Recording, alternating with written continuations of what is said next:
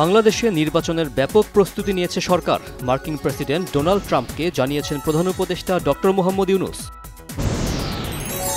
স্পেনের রাজা ষষ্ঠ ফিলিপ, জাপানের প্রধানমন্ত্রী শিগেরু ইশিবা, জাতিসংঘ মহাসচিব অ্যান্থনিও গুতেরেস এবং ভুটানের প্রধানমন্ত্রী দাশো শেরিং তোবকের সাথে প্রধান উপদেষ্টার মতবিনিময়।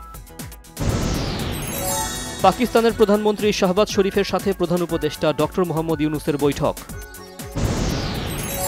হোটেল, লবিসহ বিভিন্ন জায়গায় হেনস্থা ও ডিম ছোঁড়ার ঘটনায় অভিযুক্তদের বিরুদ্ধে যুক্তরাষ্ট্রে এনসিপির সদস্য সচিব আখতার হোসেনের মামলা।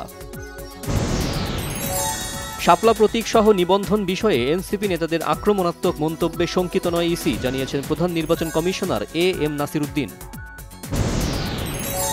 আরপিওতে পিআর পদ্ধতি না থাকায় এটি নিয়ে ভাবছে না ইসি।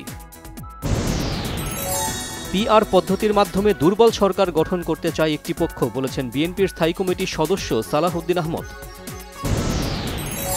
বিএনপির স্থায়ী কমিটির সদস্য ডাক্তার এজেডএম জাহিদ হোসেন বলেছেন, শিগগিরই সংসদ নির্বাচনে দলীয় মনোনয়ন চূড়ান্ত করবে বিএনপি।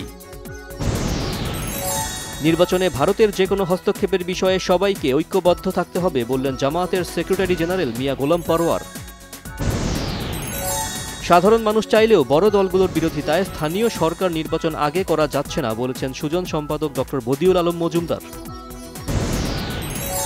জুলাই আন্দোলনে কুষ্টিয়ায় ৭ হত্যায় জাসদ সভাপতি হাসানুল হক ইনুর বিরুদ্ধে অভিযোগ আমলে নিয়েছে ট্রাইব্যুনাল।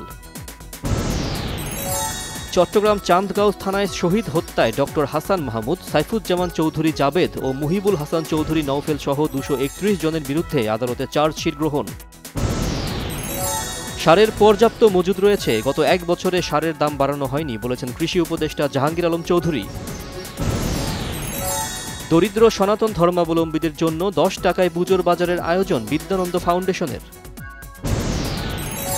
বিএনপির ভারপ্রাপ্ত চেয়ারম্যান ও আমরা বিএনপি পরিবারের প্রধান পৃষ্ঠপোষক তারেক রহমানের পক্ষে ঢাকার সিরাজ মিয়া মেমোরিয়াল মডেল স্কুলের শিক্ষক শিক্ষার্থীদের মাঝে ফলজ ও ঔষধি গাছের চারা বিতরণ। চট্টগ্রাম বিশ্ববিদ্যালয় কেন্দ্রীয় ছাত্র সংসদ চাকসু নির্বাচনে প্রচার প্রচারণায় নেমেছেন প্রার্থীরা।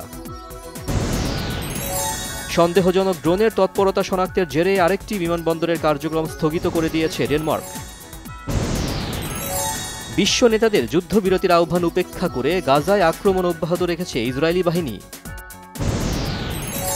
এশিয়া কাপ ক্রিকেটে চলছে বাংলাদেশ পাকিস্তান অঘোষিত সেমিফাইনাল।